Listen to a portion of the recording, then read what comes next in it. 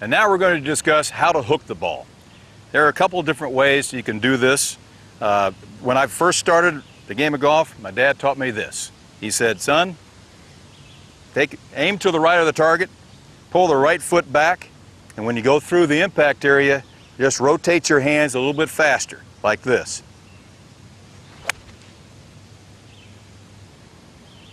And that made it hook. Now I saw Jack Nicklaus do a clinic one time, and Jack said this, and I thought this is a very good way of teaching how to hook the ball. He said, take the club up and just hood the club this way, but take your grip off the club first before you do that. Then re-grip the club like this. Now you've hooded the golf club. You've made the club look to the left, but now you have to aim to the right of the target to make up for starting the ball too far left. So instead of aiming straight at the target, you aim somewhere to the right of the target, like this, and you swing it with a hooded club face, like this. And this is what happens. The ball hooks. The third way is pretty simple. What you do, you change your grip. Instead of having a standard grip where you have the two knuckles showing your left, turn the left hand over so you see more of the back of the left hand. When you put your right hand on, make sure that's more over to the right. When you swing the golf club, you make sure that you're aiming to the right of the target, because when you come into the ball, you're going to get into this position, the shut position going through. Aim to the right of the target, and the ball hooks. Fail safe. That's the way to hook the ball. Now in some cases you have to hit what's called the extreme hook, and this is a lot of fun. It's pretty simple. What you do, you combine all three methods. First of all, you take the club head and you turn it over. You turn it over closed in this position right here. Then you take your grip, instead of a normal grip, turn the left hand over so you see three knuckles here. The right hand underneath like that. Now you've got the club in a position where if you swing it, it's definitely going to go left. You aim to way out to the right over here like this, and when you go through the impact area, just rotate your hands a little bit faster.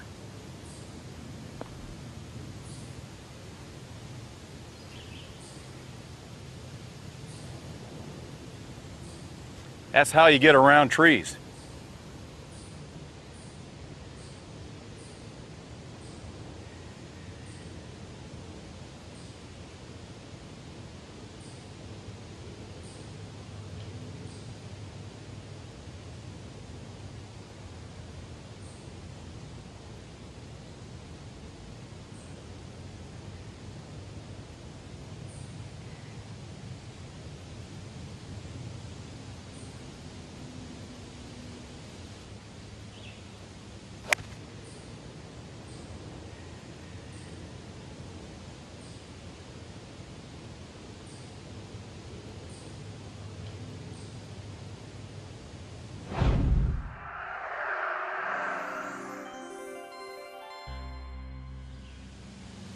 Now let's talk about the slice. It's pretty much the opposite of everything I said about the hook. Let's talk about how my dad taught me how to slice it first. 6 years old.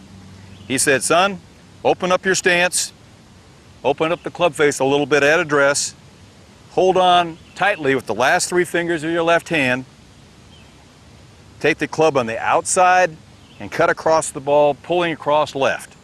And that's what I did here, like that. And it made a slice. Now the second method, the Jack Nicklaus method, is this. Take the club, open the club face, release your grip, open the club face, and then re-grip it. Re-grip it to your natural grip. Now what you're going to do is swing with an open club face. The key here, again, is to aim left to your target and just make a normal swing. And the ball slices.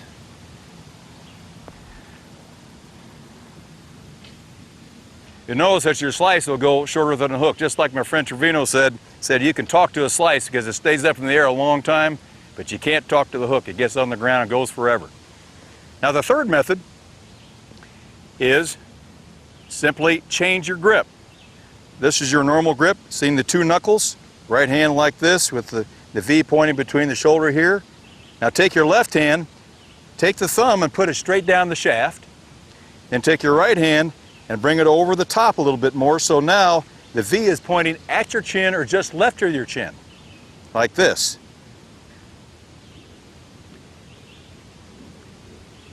You have a square club face, but you're going to aim, again, left of the target, make a swing.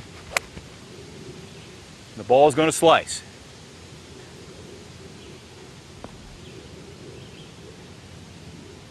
Those three methods will guarantee you going left or right.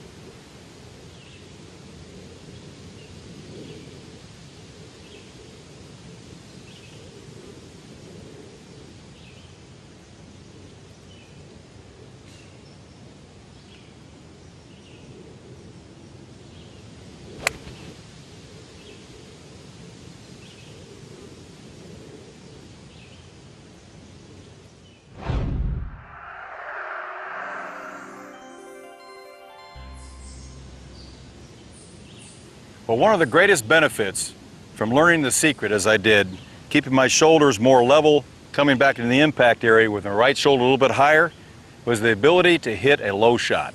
I had now the ability to move the ball back in my stance, and when I did that, I even felt more comfortable getting my right shoulder higher and higher and higher.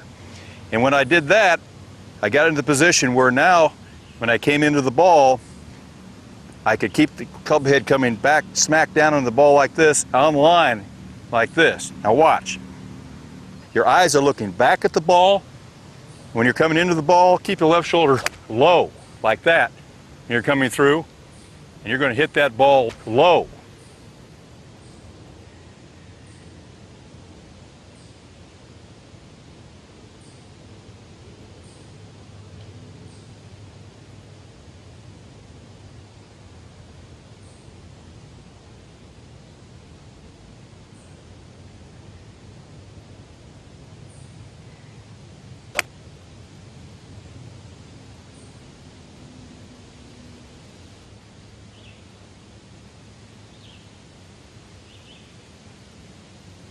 Problem I had before was that I tried to move the ball back, but since I drove my legs like this, I'd still leave the ball way out to the right. But since my right shoulder now is higher, and higher yet when I get the club farther back in my stance, like this, now pick the club up, I drop it on the ball like that, I finish low, the ball goes out low. Now talk about a shot that's very useful in windy conditions, say the British Open.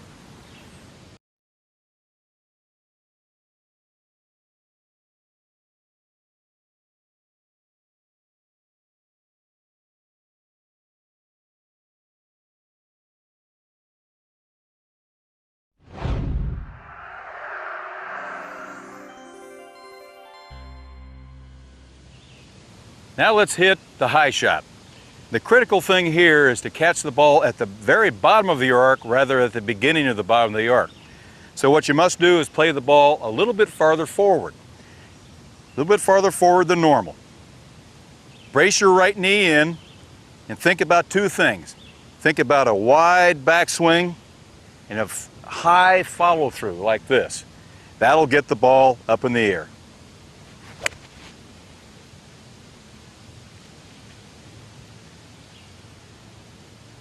Let's review one more time.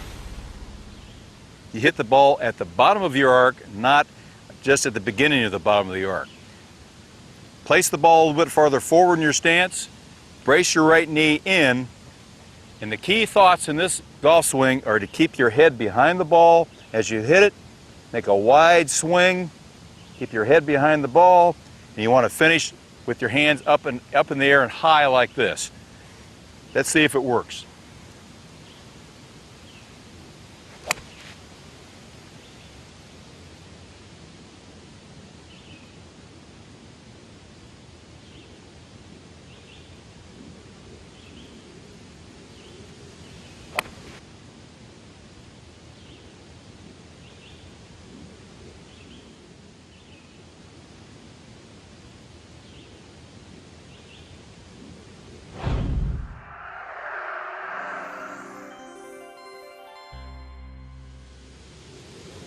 Now let's talk about uneven lies. The first lie we're going to talk about is the ball below the feet.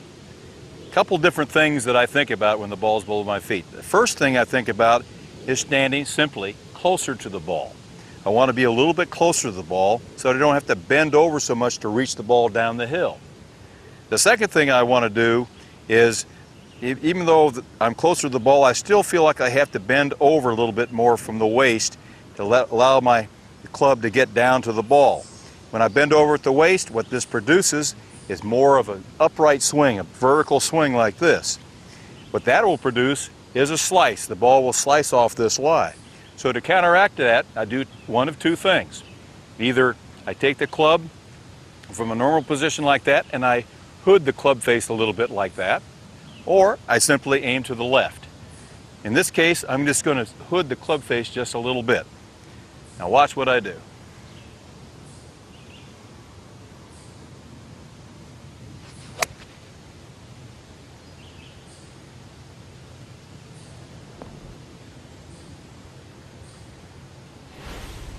Now to review the ball below the feet, stand a little bit closer to the ball. We bend over at the waist. That's the second thing we do. Third thing we do, we hood the club face just a little bit to there to counteract the upright swing and the slice it will produce.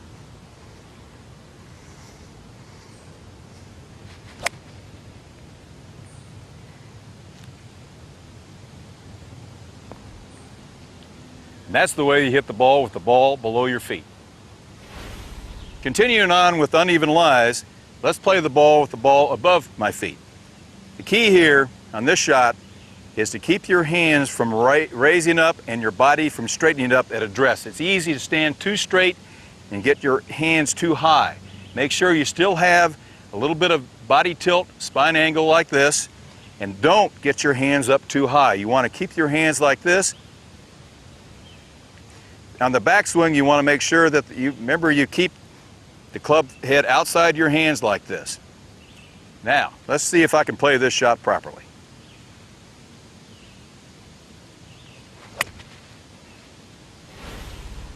Probably the most difficult uneven lie is the downhill lie. Well, this lie is very similar to trying to hit the low shot that we talked about before. The way you hit this shot right here, you've got to lean down the hill and get your body axis more perpendicular to the slope like this. You don't want to lean back into the hill. That's the death warrant for this shot because you'll hit behind it.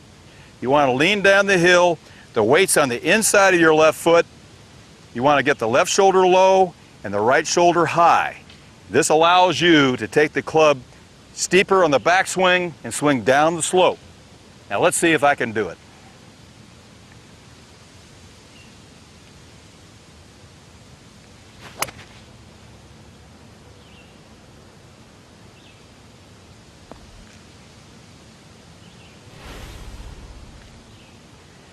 And for a review, this is what you do. You lean down the slope with your weight on the inside of your left foot with the left knee banked in like this, kicked in. You widen your stance, the left shoulder is lower, the right shoulder is higher. That makes you perpendicular to this slope right here. You're not leaning back into it, you're perpendicular to it. The key here, again, kick the left knee in, weight on the inside of your left foot, left shoulder lower, and allows you to get the club up in the air.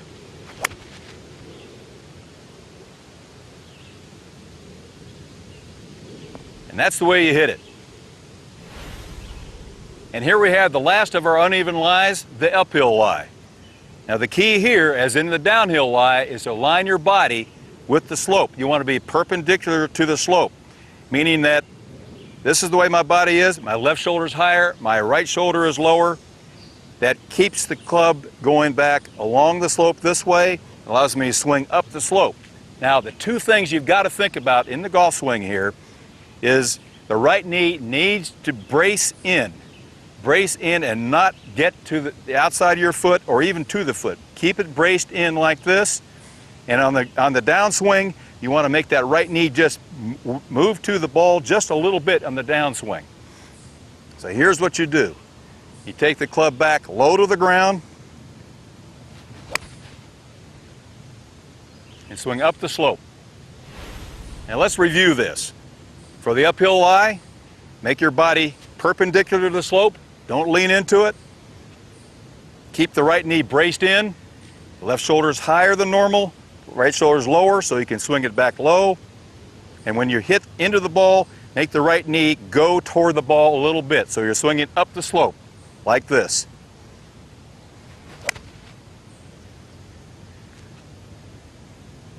That's how you do it.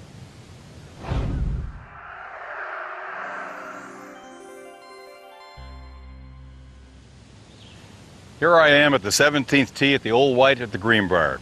It's a par 5, and this is a hole where you really want to turn it loose because you can reach the green in 2.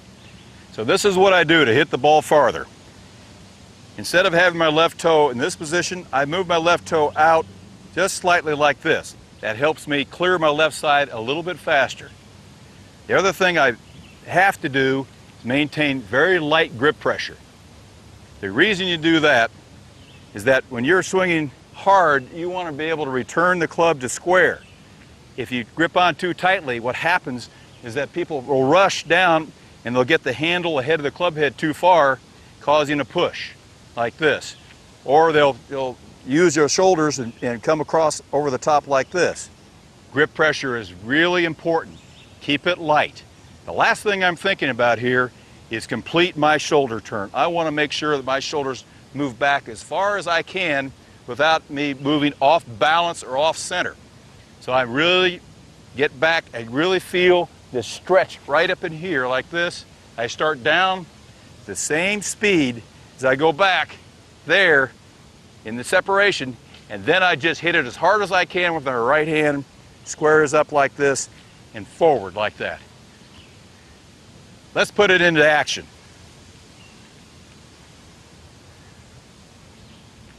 Left toe out a little bit more.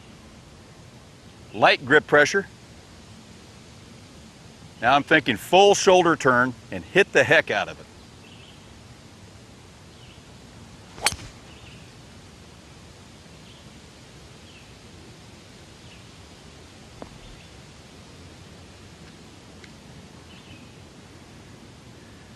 Now here's a couple of other ideas to hit the ball farther.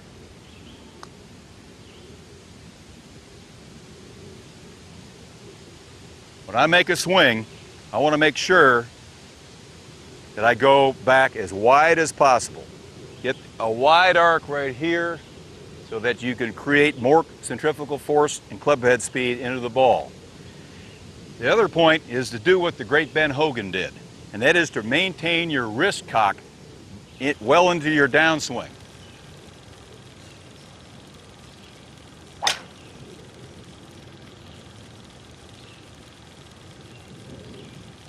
Remember, you've got to make sure that your grip pressure is light enough that when you get in this position, you can return with your right hand very quickly into the ball. Light grip pressure, I want to make sure that I go back as wide as possible. Up to the top, full shoulder turn. Hold the wrist until you're about right there, and then pour it on with your right hand.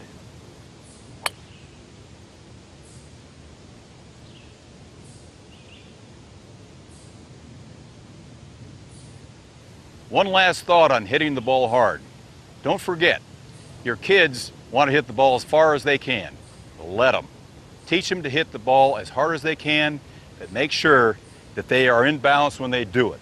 I don't care if they fall over forward going through it like that, but make sure that you teach your kids hit the ball hard. That advice helped me when I was a youngster. I'm sure it'll help your kids as well.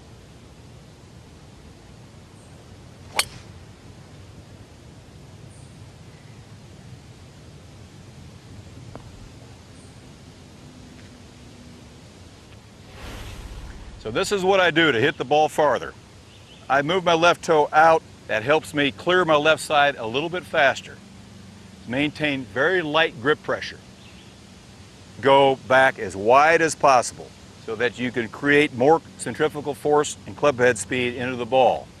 Complete my shoulder turn. I want to make sure that my shoulders move back as far as I can without me moving off balance or off center. And then I just hit it as hard as I can with my right hand, squares up like this, and forward like that.